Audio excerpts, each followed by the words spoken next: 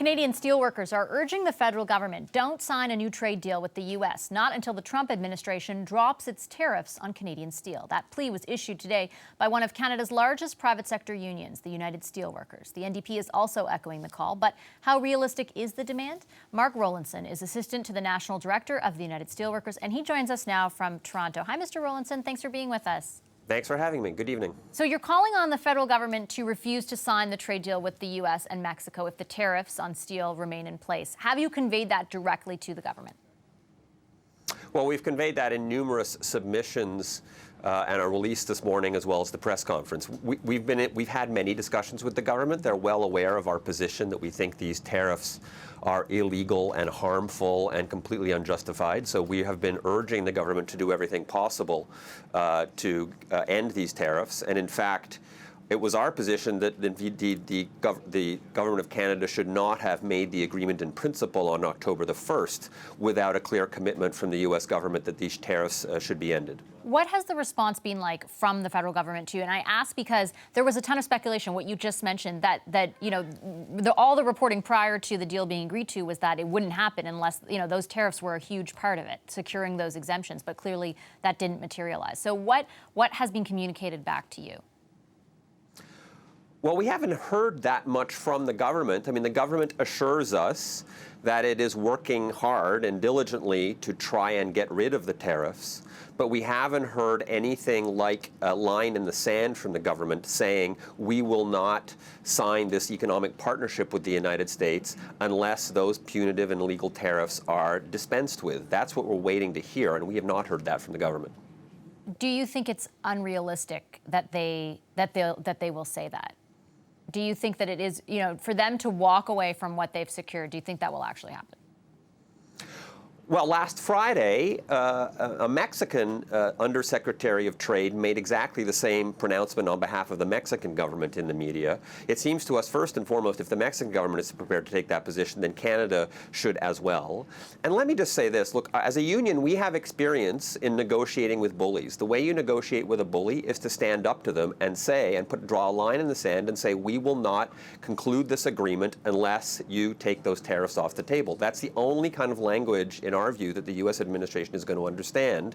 And from the beginning, it's been our sense that the government of Canada just simply wants to negotiate any deal, that any deal is better than no deal, and that they're prepared to agree to virtually anything as a way of preserving some form of North American trade agreement. Can you be explicit, though, on how these tariffs so far have impacted workers in your union or the industry at large, and how they might in the future?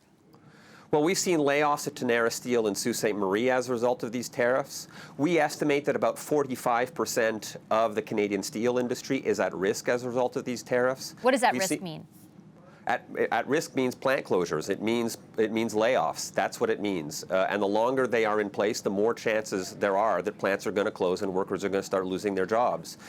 We've seen a dramatic decline in exports to the United States, a 50% decline in the aluminum sector and a close to 30% decline in the steel sector. Remember, 90% of Canada's steel exports go to the United States. Roughly 2/3 of Canada's aluminum exports go to the United States. There's no question that these tariffs in an integrated market are extremely punitive for the Canadian steel industry. And moreover, the uncertainty that's created is preventing some Canadian steel producers from looking at expanding or looking at hiring some of our members, because we have a lot of unused capacity in this country, particularly in the steel sector. The Americans have mused about the possibility of quotas. What is your feeling on, you know, securing exemptions, but there being some kind of quota versus, you know, just going ahead and keeping those exemptions on, keeping those tariffs on? So we're also very much opposed to any kind of one-size-fits-all quota. In the steel sector, again, as I mentioned, we have a significant amount of unused capacity. What a quota would do, it would essentially prevent Canadian steel producers from reopening those facilities that are currently closed, for example, in Hamilton, Ontario, or Calgary, Alberta. On the aluminum side, we've also got some plants that are not currently operating. If you impose a quota on those plants, it will essentially prevent those plants from reopening or from expanding. So a quota will be just as much of a cap and cause just as much harm on the industry, potentially, as the tariffs are currently causing. What if the quota allows room for growth like it did, for example, in what was agreed to for autos? Right. The problem, though, is in auto, you've had pretty stable production of autos over the last number of years. That's not the case in steel. In steel, you've had 2 companies in insolvency protection in Ontario alone, and those companies are only just now getting back up on their feet. How do you construct a quota? Because remember, they have competitors. They have competitors who might not want to see them get back up on their feet. How do you construct a quota that takes all of that into account? In our view, it's not possible. And moreover, in our view, given that these tariffs or quotas or import restrictions are based on the premise that Canada poses a threat to U.S. national security, a premise which we reject and which, frankly, anyone should reject, we see no reason why there should be a quota or a tariff in place. What's your level of faith that that Canada will secure an exemption? Well, you know, Canada secured an exemption when in the 2001 steel tariffs. Canada has in the past secured these exemptions.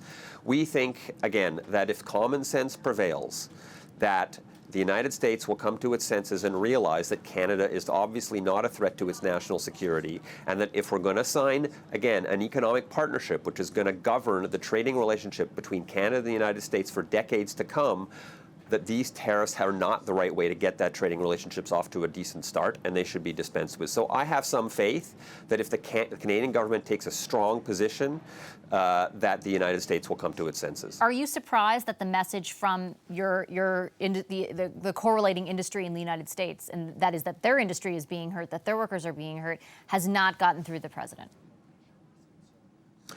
You know, it's always difficult to speculate about the views of this particular president. What I do know is that he wants a deal. He wants an agreement to get through Congress that he can identify for himself as a win, and that's where I believe Canada's leverage lies. And so, yeah, you know, look, our members on both sides of the border have spoken up very clearly that we don't support any tariffs in an integrated North American steel market. And so we are working just as hard in the United States to persuade the U.S. administration of the folly of these tariffs as we are in Canada. Okay, I'll leave it there. Thank you very much, Mr. Rowlandson. Thank you for having me.